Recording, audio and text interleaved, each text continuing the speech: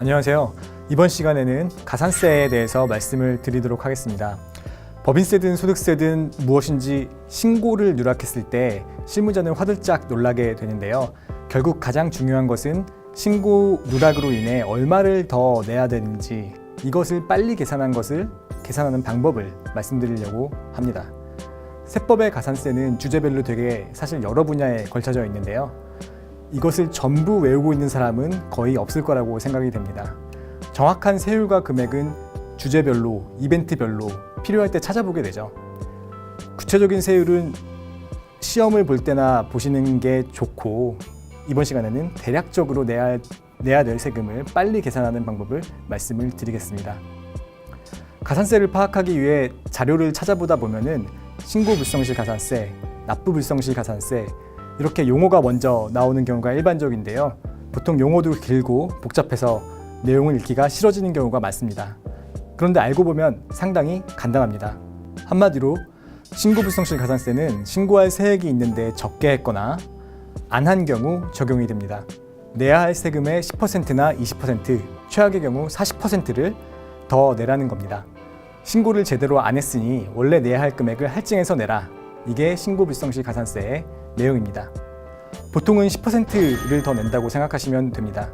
단 신고를 아예 안 한 것과 신고를 하긴 했는데 적게 한 것과는 차이가 없으면 안 되겠죠. 아예 안 하면 무신고인데 무신고일 경우 신고불성실 가산세는 적게 한 경우의 2배인 20%가 됩니다. 세액을 적게 신고했으면 10%, 아예 안 했으면 20%, 최악의 경우는 부당한 방법으로 과소신고하거나 무신고했을 때 40%를 더 내라는 것인데, 이는 조세 탈루의 의도가 있지 않는 한 잘 적용되지 않는 케이스라고 생각하셔도 됩니다. 제대로 사업하시고 세금을 제대로 신고하실 의지가 있는 사업자시라면 이것까지는 신경을 안 쓰셔도 되겠습니다. 두 번째는 납부불성실 가산세인데, 이건 늦게 납부함에 따른 이자 성격의 비용이라고 생각하시면 됩니다. 납부를 늦게 했으니 제대로 납부했을 경우와 비교해서 늦게 납부할 때까지의 기간 동안 국세청은 이자 수익을 발생시킬 수가 없었고, 이에 대해 규책사유가 있는 납부자에게 책임을 물리는 것이죠. 그런데 솔직히 이자 성격의 비용 치고는 세율이 좀 셉니다. 하루당 내야 할 세액의 10,000분의 3의 이자가 붙는 것이죠. 10,000분의 3에 365를 곱하면 약 10.92%의 이자에 이릅니다. 늦게 내는 것에 대한 일종의 페널티로 이자율이 높다면 나름의 논리가 되기는 하지만, 제 사견으로는 아직은 이자율이 좀 높아서 좀 떨어뜨려야 되지 않나 싶습니다. 페널티는 신고불성실 가산세에서 이미 받았으니까요. 결론적으로 신고불성실 가산세와 납부불성실 가산세를 더하면 신고를 누락함에 따라서 더 내야 할 세금이 됩니다.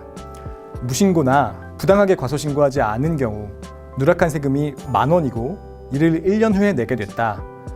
이런 경우 빠르게 내야 할 세금을 계산해 보면 신고불성실 가산세가 내야 할 세금의 10%니까 1,000원이고, 납부불성실 가산세가 늦게 낸 기간인 1년에 대한 이자율 약 11%를 적용하게 되면 1,100원이 됩니다.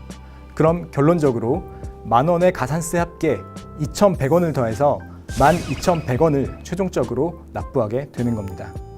감사합니다.